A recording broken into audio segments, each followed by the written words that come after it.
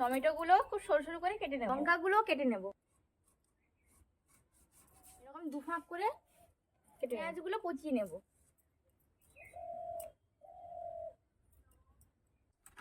সরিষার তেল, সরিষা, কাঁচা লঙ্কা, পেঁয়াজ একটু ভাজা ভাজা হয়ে এলে টমেটোগুলো দিয়ে দেবো, একসাথে ভালো করে নেড়ে নেবো। মতো লবণ, হলুদ, কম আছে এরকম নাড়তে থাকবো, জল আমি একদম ব্যবহার করবো না।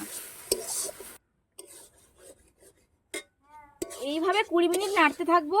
টমেটোগুলো একদম গলে গেলে আর জলটাও শুকিয়ে গেলে শেষে একটু সরিষার তেল ঘুরিয়ে নামিয়ে নিলেই রেডি হয়ে যাবে আমার কাঁচা লঙ্কা আর পাকা টমেটোর রায়তা। পছন্দ করেন না তারা এইভাবে পাকা টমেটোর রায়তা বানিয়ে খেতে পারে, খুব ভালো ঝাল ঝাল টমেটোর রায়তা।